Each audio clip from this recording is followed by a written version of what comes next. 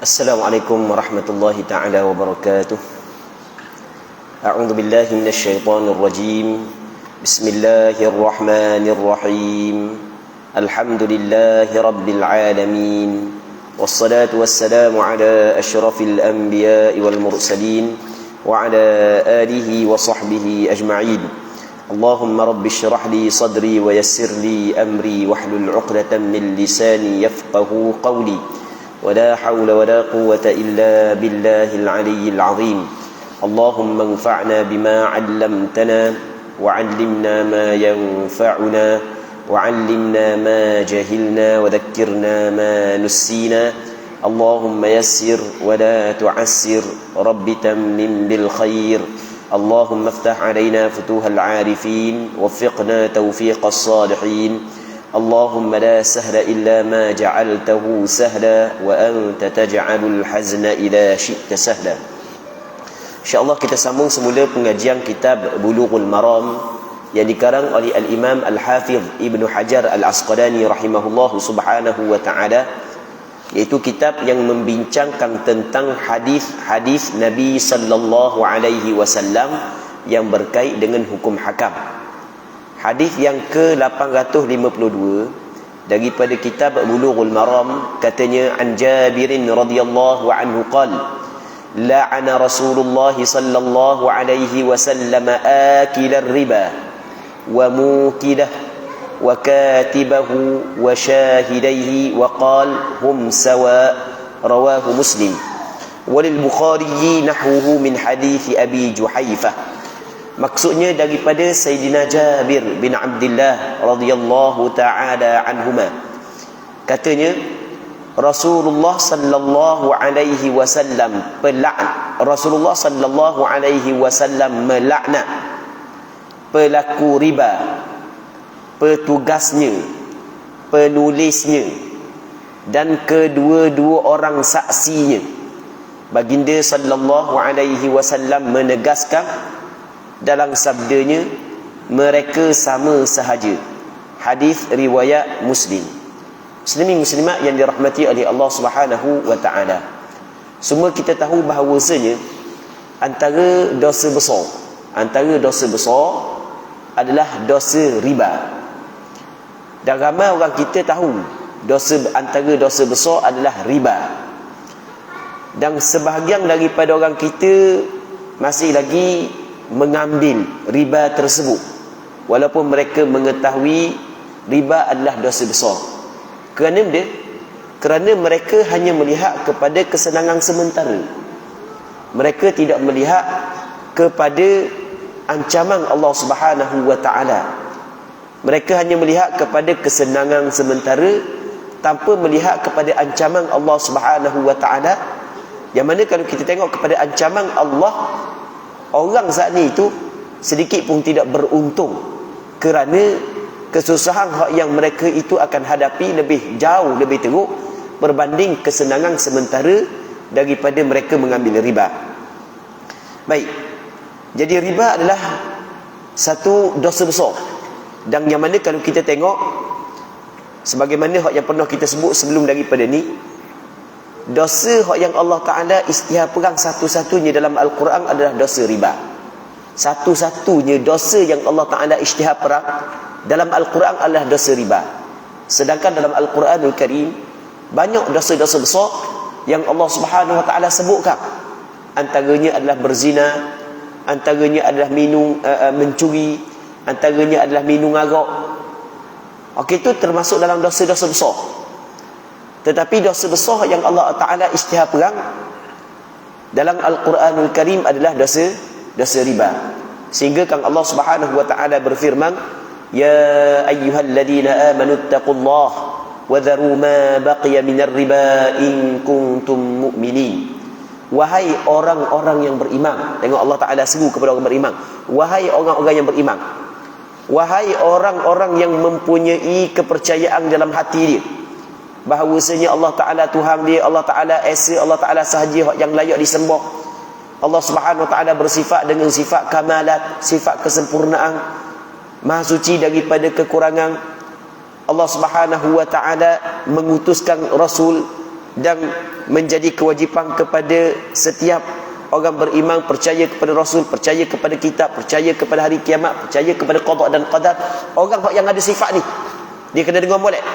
Wahai orang yang beriman, hendaklah kamu takut kepada Allah, mu kena bertakwa kepada Allah, dan mu kena tinggal riba, mu kena tinggal sekiranya kamu betul-betul orang beriman. In kuntum mu'minin. Mula-mula Allah Ta'ala kata ya ayyuhallazina amanu, wahai orang beriman, mu kena takut kepada Allah dan mu kena tinggal riba sekiranya mu orang beriman. Kalau mu betul-betul orang beriman, mu kena tinggal benda ni. Kalau mu tak tinggal, bermakna mu bukan betul-betul orang beriman. Iman mu bermasalah.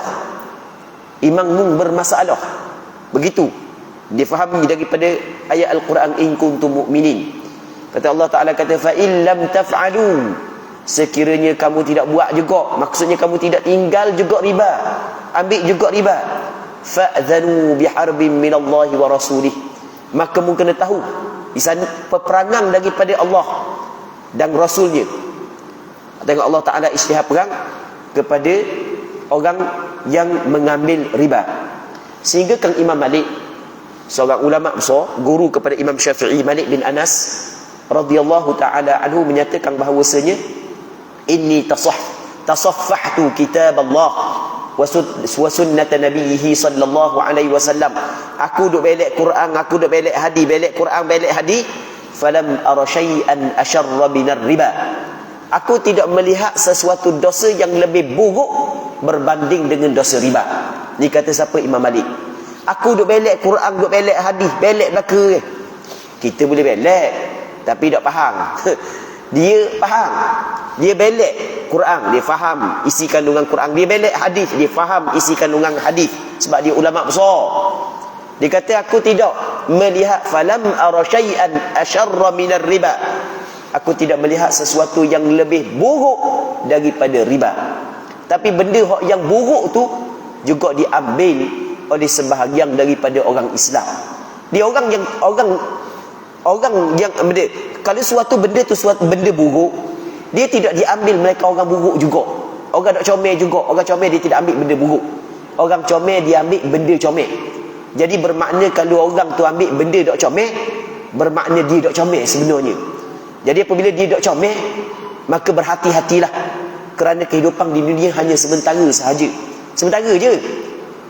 Baik, jadi kena berhati-hati, kena perbaiki diri lebih comel sebelum daripada kita bertemu dengan Allah Subhanahu wa ta'ala. Jadi dalam hadis ni, Sayyidina Jabir menceritakan Rasulullah melaknat. Apa maksud laknat? Laknat ni menjauhkan orang tersebut daripada rahmat Allah. Itu makna laknat. Laknat ni adalah menjauhkan daripada rahmat Allah. Allah teruklah kalau kita tu jauh daripada rahmat Allah, teruk. Tak ada benda dah kita. Kita sekarang ni mengharapkan rahmat daripada Allah Subhanahu wa ta'ala. Kita tidak nafikan, kita manusia biasa ni tidak terlepas daripada melakukan dosa. Di samping kita melakukan dosa, dalam masa yang sama kita mengharapkan rahmat daripada Allah. Apabila Allah Ta'ala bagi rahmat kepada kita, maka Allah Ta'ala akan hapuskan dosa kita, Allah Ta'ala akan ampunkan dosa kita.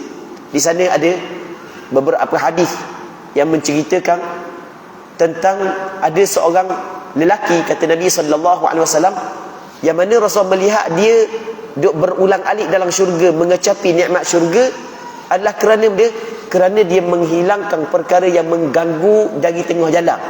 Pada hadis kesalahan lain, tapi oleh kerana kebaikan tu dia buat, masa dia buat kebaikan tu, Allah Ta'ala memandang dengan pandangan rahmat, sehingga Allah Ta'ala mengampung segala dosanya, akhirnya diletak dalam syurga. Baik, jadi orang yang berdosa kadang-kadang masih lagi ada peluang untuk diampunkan dosa dia oleh Allah, ketika Allah Ta'ala memandang dengan pandangan rahmat kepada dia. Tapi pemakan riba, orang yang melakukan dosa riba, dijauhi daripada rahmat Allah Subhanahu wa ta'ala. Itu maksud Rasulullah melaknat. Rasulullah sallallahu alaihi wasallam melaknat akilar riba, orang yang memakan riba. Dia makan riba. Lepas tu yang keduanya wabukilah, orang hak yang memberi riba. Kita ada orang hak yang makan riba, ada orang beri. Wakatibah, dan penulis. Oh, cukup lekat betul yang Rasul royak di zaman kita. Bagian kerani je dia, kerani je. Kerani pinjaman bersistem riba. Dan 2 orang saksi. Tengok, cukup lekat Rasulullah khabar. Jadi maksudnya bukan orang hak yang makan, bukan orang hak yang bagi, bukan setiap orang hak yang membantu terjadinya dosa riba juga terlibat sama. Kata Rasulullah, hum sawa, mereka itu sama. Sebab itulah kena berhati-hati dalam perkara ini. Jangan kita terpedaya dengan suara-suara yang mengatakan di zaman kita terpaksa kita kena ambil riba. Terpaksa kita kena ambil riba. Jangan kita terpedaya. Kerana dosa riba adalah dosa yang Allah Ta'ala isytihar perang kepada pengambilnya. Muslimin muslimat yang dirahmati oleh Allah Subhanahu wa Ta'ala. Dan di zaman ataupun kita antara riba yang jelaslah, apabila seorang tu berhutang dengan seorang yang lain dengan jumlah tertentu, tiba-tiba ditetapkan untuk bayar dengan bayaran yang lebih, ataupun ditetapkan dengan bayaran yang sama, tak dalam tempoh yang tertentu, tapi apabila lambat je tempoh bayar, jadi kata berhutang hari ni, minggu depan bayar, tiba-tiba sampai minggu depan tak bayar, maka kata pemberi-hutang ataupun pemberi hutang saat itu, tuang hutang, dia kata gini, tak apalah, seminggu lagi ataupun sebulan lagi, tapi mungkin bayar lebih. Itu adalah riba pokok jahiliyah yang Allah Ta'ala turun ayat Quran untuk mengharamkan riba tersebut. Itu adalah riba jahiliyah yang Allah Ta'ala turun ayat Quran mengharamkan riba tersebut. Riba jahiliyah dulu adalah riba yang berkait dengan hutang. Jadi apabila seorang ni dihutang dengan seorang yang lain, sampai masa dok nak bayar, tuang hutang bagi tangguh tapi menaikkan bayaran. Ada dok di zaman kita? Ada, tak apa tak adaknya. Jadi sampai masa wajib kena bayar. Jadi orang hak yang nak bayar saat ni tu, orang hak yang berhutang saat ni tu tidak mampu bayar, okey tak apa, bulan depan awak bayar, tapi awak kena bayar lebih daripada hak yang sepatutnya. Itu adalah haram. Itu adalah riba jahiliyah. Baik, muslimin muslimat yang dirahmati oleh Allah Subhanahu wa Ta'ala. Cuma riba dia ada pembahagian dia. Nanti kita akan baca. Kita akan baca lepas daripada ni beberapa pembahagian berkenaan dengan riba. Hadis ini diriwayat oleh Imam Muslim di dalam kitab sahihnya. Kata Syekh Ibn Hajar, Imam Bukhari telah meriwayatkan hadis yang sama, tetapi melalui hadis Abu Juhaifah radhiyallahu anhu. Manakala Imam Muslim meriwayatkan hadis ini daripada Jabir bin Abdullah radhiyallahu taala anhu. Jadi berlaku perbezaan sahabat yang diriwayatkan oleh Imam Muslim dan Imam Bukhari. Jadi semakin banyak sahabat yang meriwayatkan hadis ini, maka semakin kuat hadis tersebut. Baik. Seterusnya wa an Abdullah bin Mas'ud radhiyallahu anhu, 'anin Nabi sallallahu alaihi wasallam qala: "Ar-riba 73 baban, aisaruha mithlu an yankiha ar-rajulu ummah. Wa inna arba ar-riba 'irdu ar-rajuli al-muslim." Rawahu Ibnu Majah mukhtasara wal Hakim bitamamihi wa sahhaha. Maksudnya daripada Abdullah bin Mas'ud radhiyallahu taala anhu telah menceritakan daripada Nabi sallallahu alaihi wasallam pernah bersabda, riba itu, maksud riba di sini adalah dosa riba. Itu maksud riba. Riba itu maksudnya dosa riba itu mempunyai 73 cabang. Dosa riba ada 37 pintu. 73 Itu 73 baban. Ada 73 pintu. Baru betul. Dia sebut 30 semacam. Dosa riba, kata Nabi sallallahu alaihi wasallam, ada 73 pintu dosa dia. Dan hak yang paling ringan dosanya sama dengan dosa seseorang menyetubuhi ibunya. Na'udzubillah min zalik. Berzina, dosa berzina, dosa yang paling teruk dah. Wala taqrabu zina. Jangan menghampiri zina. Allah Ta'ala kata dalam Quran, sesungguhnya di zina ini adalah fahisyah, dosa yang cukup keji, zina. Baik. Dan berzina dengan ibu sendiri adalah lebih teruk. Tidak ada orang yang waras menerima perkara tersebut, sehingga kan orang yang tidak ada agama sekalipun tidak menerima. Teruk tu dosa. Na'udzubillahi min dzalik.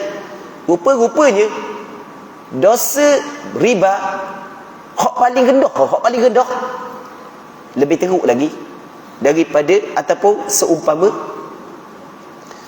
dosa seseorang berzina dengan ibunya sendiri. Na'udzubillahi min dzalik.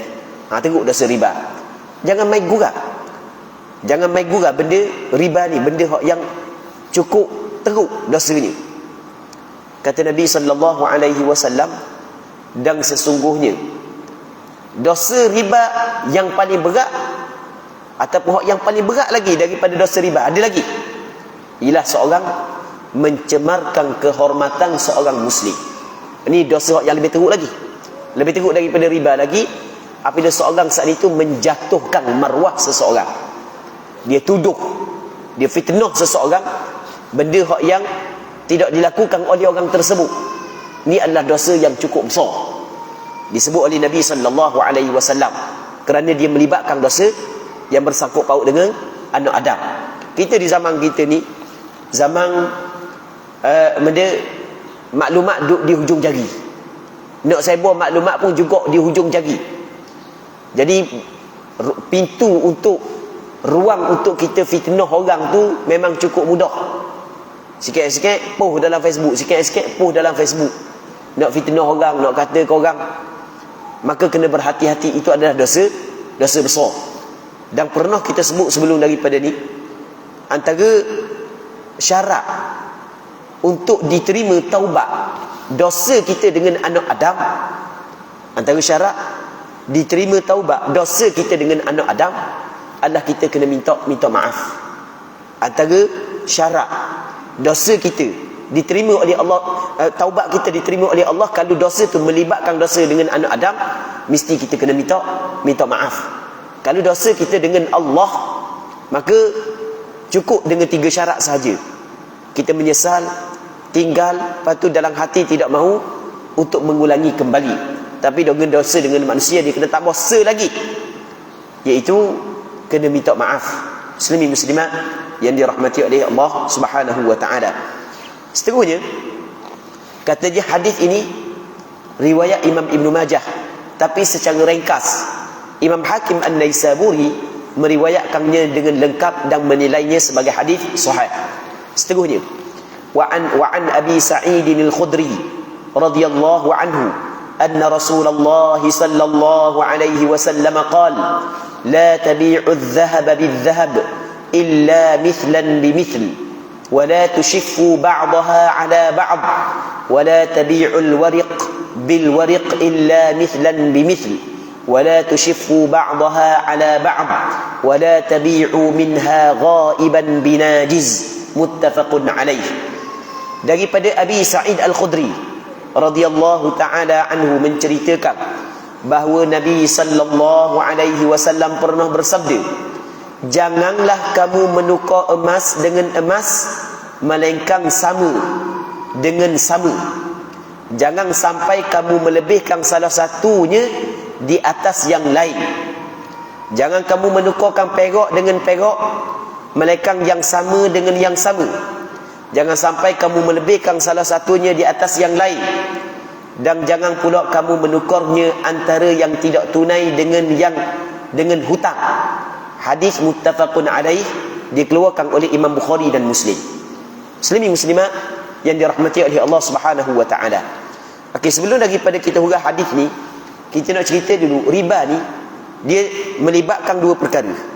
Yang pertamanya melibatkan hutang, yang keduanya melibatkan jual beli. Dia ada kala riba di dalam hutang, ada kala riba saat itu berlaku dalam jual beli. Riba hutang, mana riba hutang? Kita hutang piti dengan dia 30 ya, ditetapkan bayar sebanyak 35 ya ataupun 40 ya, maka itu adalah riba hutang. Ataupun hutang 30 ya, baik, bayar 30 ya, tapi lambat bayar kena bayar lebih, juga adalah riba. Bukan setakat tu, sehingga kan setiap hutang yang menarik manfaat kepada pemberi hutang semua jadi kirakan riba. Nabi dalam kaedah yang disebut oleh ulama fiqh, kullu qardin jarra naf'an fahuwa riba. Setiap hutang yang menarik manfaat kepada tuang dia, maka ia dikirakan riba. Tu kita kena faham. Setiap hutang yang menarik manfaat kepada tuang dia, dia dikirakan riba. Okey, awak nak hutang dengan saya boleh? Berapa awak nak? Saya nak 300 riyal je. Awak nak bayar bila? Hari Ahad minggu depan. Okey, saya bagi 30 riyal, tapi awak kena belanja nasi ke saya ni. Okey, itu adalah riba. Sebab dia? Sebab ada manfaat kepada tuang dia. Okey, boleh faham? Awak nak hutang dengan saya boleh? Lepas tu awak kena gadai barang kepada saya. Okey, tak apa, gadai barang tak ada masalah. Ada hukum gadai. Tapi dalam masa yang sama, awak letak gadayang, saat itu awak kena bayar upah gadayang. Upah gadayang dia, upah sipar barang. Itu adalah riba. Kerana dia, kerana manfaat dapat kepada siapa? Kepada tuang hutang. Tapi banyak orang kita buat. Banyak orang kita buat. Dan siap letak patuh syariah, rupa-rupanya tidak patuh syariah. Sebab kita kena ingat kaedah, setiap hutang yang mendapat menarik manfaat kepada pemberi hutang, semuanya dikirakan sebagai riba. Macam yang kita cerita saat ni. Awak nak berhutang dengan saya, boleh. Tapi awak kena gadai barang awak. Okey, tak apalah, saya gadai gelang saya, emas saya. Tapi dalam masa yang sama, gadaian awak ni, awak kena bayar pengupah simpang pula kepada saya. Okey, dibahang atas pengupah simpang saat ni tu. Okey, itu dipanggil dia riba. Sebab setiap hutang yang dapat menarik manfaat kepada pemberi hutang, itu adalah riba. Kita ingat kaedah tu. Setiap hutang yang dapat menarik manfaat kepada pemberi hutang adalah riba. Tadi kita buat contoh dia. Contoh yang pertama kita buat contoh belanja makan. Yang kedua kita buat contoh benda mu kena gada. Okey, gada tak ada masalah sebab ada hukum gada. Cuma hak yang masalahnya mu kena benda upah sipang pula kena bayar, upah sipang. Nya kona kau lain, tapi akhirnya benda datang manfaat kepada pemberi hutang, maka dikirakan riba. Hukum dia adalah haram. Walaupun atas nama patuh syariah sekalipun, sebenarnya tidak patuh syariah. Okey, dua. Kita buat contoh lain lagi. Ni kita buat contoh lain. Setiap hutang yang dapat menarik manfaat dikirakan riba. Okey, awak saya nak berhutang piti awak ni. Sebab saya ni, projek saya ni dah nak jalan tak ada modal. Jadi saya terpaksa kena guna duit awak, tidak jam projek saya. Dan awak nak guna apa? Saya nak guna 300,000. Contoh 300,000. Kawan ni kata, hamba bukan tak beri 300,000, tapi hamba nak beli kereta. Nak beli kereta Sampai nak bayar cash kereta Dah gini awak nak kereta benda. Awak pakai kereta saya dulu, tapi awak beri hutang kepada saya. Okey, boleh faham? Jadi kawan ni minta hutang 300,000, bayar 300,000. Tapi dia bagi kepada pemberi hutang saat itu guna kereta dia. Kita nampak biasa je. Tak ada masalah pun. Dak. Riba. Riba kat mana? Setiap hutang yang dapat manfaat kepada siapa? Kepada pemberi hutang. Setiap hutang yang menarik manfaat kepada pemberi hutang dikirakan sebagai riba. Ni benda penting perlu kita kena faham, muslimin muslimat yang dirahmati oleh Allah Subhanahu wa taala. Okey, ni riba melibatkan hutang. Yang keduanya adalah riba melibatkan jual beli. Okey, saat ni riba melibatkan hutang jelas dah. Riba melibatkan jual beli. Dia riba yang melibatkan jual beli, dia ada 3 jenis riba mengikut mazhab Imam Syafi'i. Yang pertamanya nama dia ribal fadl. Nanti kita akan cerita apa makna ribal fadl. Yang keduanya nama dia ribal nasa ataupun ribal nasi'ah. Yang ketiganya adalah ribal yad. Jadi kesimpulan riba ada 4 jenis. Ada riba hutang, yang keduanya ada ribal fadl, yang ketiganya ada ribal nasi'ah, yang keempatnya ada ribal yad. Ini istilah-istilah yang diletakkan oleh ulama fiqh. Nanti kita akan huraikan satu-satu tentang riba ini. Baik, dalam hadis ni Abu Sa'id Al-Khudri kata lagu mana? Rasulullah bersabda. Ini perkataan Rasulullah. Perkataan Rasul adalah hukum hakam yang perlu kita kena patuh, yang perlu kita kena ambil. Jangan kona-kona kat lain lah. Nak langgar benda yang Rasul larang, ni kona kat tu, kona kat ni. Tak boleh. Benda yang tak boleh, kena kata tak boleh. Baik. Jadi kata Nabi SAW, mung jangan jual emas dengan emas. Jangan jual emas dengan emas. melainkan mithlan bimithl, mereka kena sama. Maksud dia kena sama, okey, mah sekarang ni kita timbang. Jadi biasa kita ni kita timbang dengan gram. Okey. Jadi kalau mah ni 10 gram, mah ni juga 10 gram baru boleh buat pertukaran. Jadi kalau mah ni 15 gram, mah ni 12 gram, berlaku pertukaran, maka itu adalah riba. Okey, boleh faham? Okey, lebih jelas lagi. Sekarang ni orang puang dia ada buat trading mah. Okey, gelang lama dengan gelang baru. Dia memang gelang baru dia mahal daripada gelang lama. Okey, boleh faham kan? Jadi pergi kedai mah trading. Jadi bagi mah lama, dia pun ambil mah baru. Lepas tu penjual kata awak kena tambah lagi sikit. Mah dia kadang-kadang mah dia hak yang dia bagi saat ni tu 20 gram dah. Dia ambil hak mah baru saat ni tu, contoh kita kata 19 gram je. Boleh tak mungkin tak gitu? Kita ada beberapa orang kemah dalam majlis kita malam ni, ada beberapa orang kemah. Jadi boleh tak mungkin tak begitu? Mungkin kan? Lepas tu tuan mah kata kan ni, kena bayar sikit lagi bagi yang upah apa semua sekali kan? Okey, hak sani tak persamaan dah. Hak di 19 gram, hak di 19 gram, hak di 20 gram, lepas tu kena bayar pula. Hak pembeli saat ni tu kena bayar pula. Maka itu adalah riba. Okey, boleh faham? Ni riba, hak yang kita kata trade mah dengan mah ni riba menurut pandangan majoriti ulama. Menurut pandangan majoriti ulama, walaupun fatwa kebangsaan mengatakan bahawasanya tidak riba kalau sekiranya mah saat itu adalah perhiasan orang puang, pakaian orang puang, tapi pandangan itu adalah pandangan minoriti, pandangan segelintir. Pandangan majoriti ulama dunia sekarang, pertukaran mah dengan mah, walaupun mah saat itu adalah perhiasan perempuan, ia dikirakan riba. Dan pandangan ini adalah pandangan majoriti ulama mazhab dan majoriti ulama masa kini sekarang ni. Bukan hanya majoriti ulama mazhab sebelum daripada ni, bukan majoriti ulama masa sekarang ni. Itu kita kena faham, muslimin muslimat yang dirahmati oleh Allah Subhanahu wa taala. Kata Rasulullah, mung jangan jual emas dengan emas melainkan seumpama. Cara untuk mengelak adalah kita jual mah saat itu dengan duit dulu. Okey, ni mah saya nak jual dulu, lepas tu dia bagi duit. Lepas daripada dia bagi duit, maka kita ambil duit tersebut baru beli mah yang baru. Okey, itu cara untuk selamat. Dan benda tersebut diajar oleh Nabi sallallahu alaihi wasallam. Nanti kita akan baca hadis ketika mana Bilal bin Rabah radhiyallahu taala anhu bawa tamar hak yang mahal kepada Nabi sallallahu alaihi wasallam. Bawa tamar mahal.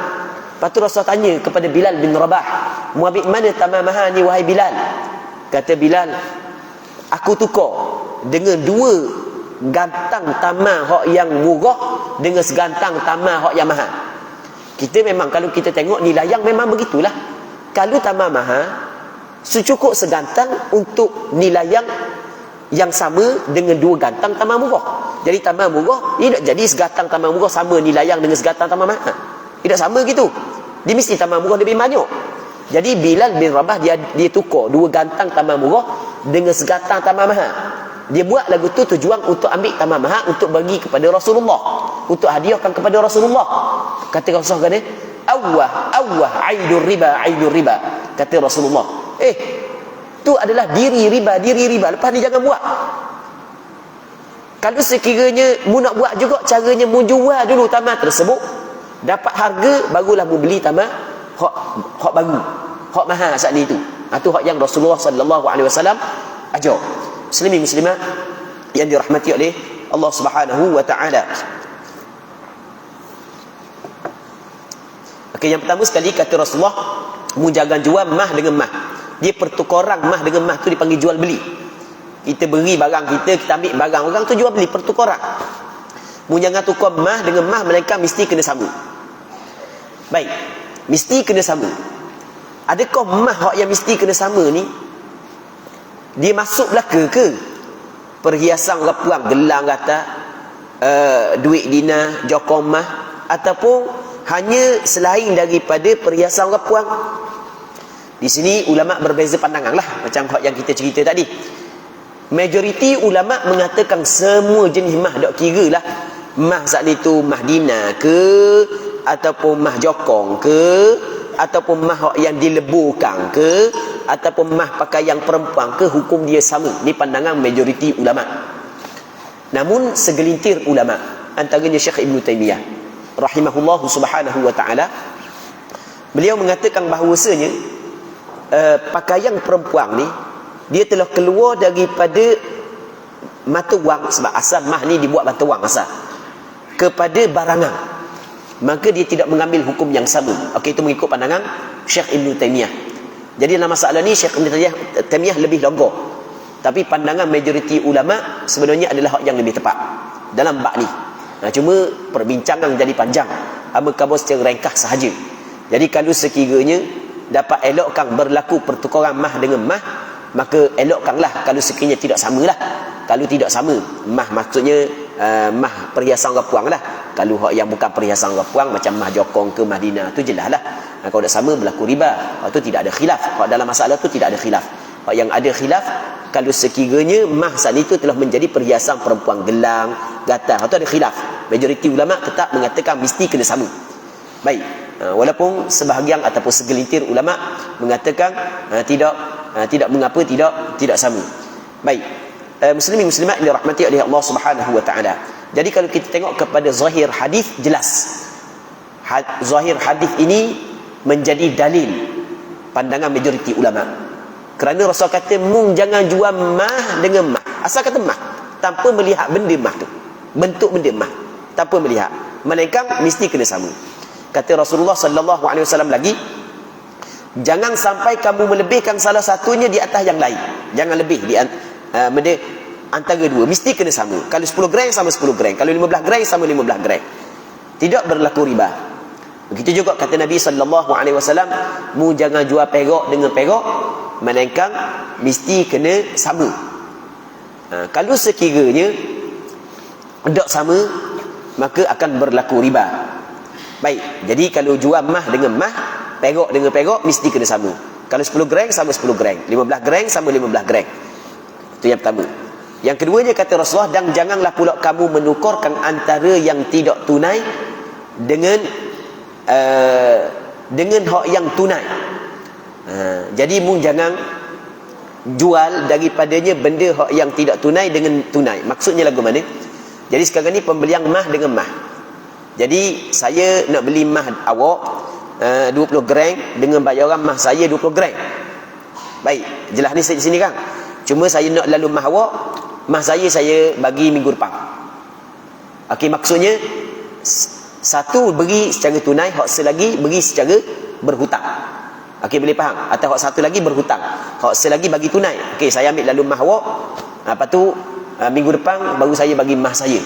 Maka itu juga dikirakan sebagai riba. Itu riba juga. Di sini ada dua riba. Yang pertamanya nama dia ribal fadl, yang keduanya adalah nama dia riban nasi'ah. Yang pertama ribal fadl, yang keduanya riban nasi'ah. Nanti kita cerita.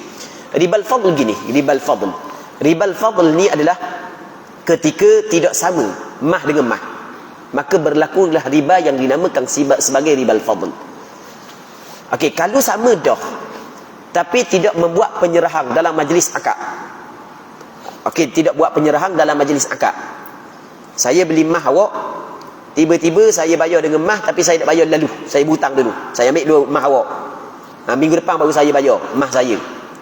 Maka berlaku riba dia, riban nasi'ah. Kedua-dua riba tersebut dilarang oleh agama.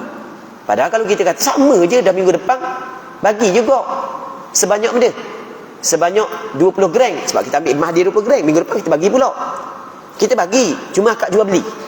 Maka dinamakan sebagai riba an-nasi'ah. Dia hutang lain. Kalau hutang tu lain.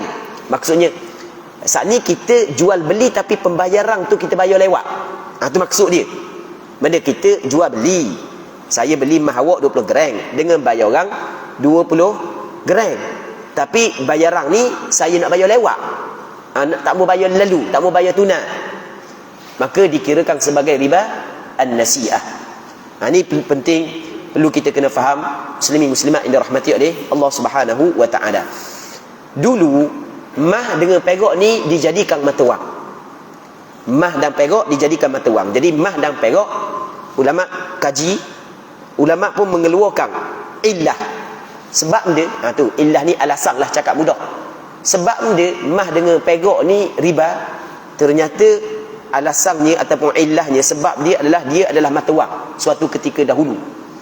Maka sekarang dah ni mata wang kita tak guna dah emas dan perak, tapi tetap emas perak dia kekal hukum riba. Kita lah ni kita guna duit lah ni, maka duit sekarang lah ni juga mengambil hukum riba. Ni duit sekarang lah ni mengambil hukum riba. Ni duit sekarang lah ni. Jadi kalau kita nak tukar pitih dengan orang, mesti kena sama. Jadi kalau kita ada pitih 50 ya, ni biasa peniaga sama peniaga. Oh, saya nak tukar pitih saya pitih 50 ya. Patut awak ada ke tak? Oh, saya ada 49, biar 49 ya. Okey, 50 ya dengan 49 ya sama ke tak? Tidak sama, maka berlaku riba. Riba dia riba al-fadl. Kerana duit ringgit Malaysia sekarang ni adalah mata wang. Maka kalau nak buat pertukaran mesti kena sama. Kalau tidak sama berlaku riba yang dinamakan sebagai riba al-fadl. Tu kita kena faham. Yang pertama. Yang keduanya mesti kena bagi lalu. Saya nak tukar pitih awak dengan pitih saya. Pitih awak saya nak selalu, pitih saya bagi minggu depan. Sebagai contoh, maka berlaku riba an-nasi'ah. Hutang lain, jual beli lain. Saya hutang pitih awak sebanyak 50 ya, minggu depan saya bayar. Tu tak ada masalah. Saya hutang mah awak boleh 20 gram. Lepas tu saya bayar lah. Tu lain. Dia hutang lain. Kita kena faham. Hutang lain, jual beli lain. Hak yang kata riba ni melibatkan dia jual beli. Jadi pitih awak 50 ya, pitih saya 50 ya. Saya nak tukar pitih awak 50 ya dengan pitih saya 50 ya. Tapi pitih saya awak saya nak lalu. Pitih saya esok lah. Sebagai contoh. Maka itu riba. Riba dia nama dia riba nasi'ah. Lepas tu nanti kita akan cerita balik. Kita akan cerita lagi. Ada selagi riba liyad pada hadis yang berikutnya. Jadi untuk malam ni kita berhenti sini dulu. InsyaAllah kita rasa ada manfaatnya dan kita mengharapkan Allah Subhanahu Wa Taala bagi manfaat kepada kita dengan apa yang kita belajar, sama-sama dapat kita amalkan. Semoga Allah Subhanahu Wa Taala memberkati majlis ilmu yang kita adakan pada malam yang mulia ini. Wallahu Subhanahu Wa Taala a'la wa a'lam. Allahumma haqqiqna bittiba'i nabiyyika Muhammadin sallallahu alaihi wasallam zahiran wa batinan. اللهم إنا نسألك الإخلاص في القول والعمل. صلى الله على سيدنا محمد النبي الأمي وعلى آله وصحبه أجمعين والحمد لله رب العالمين.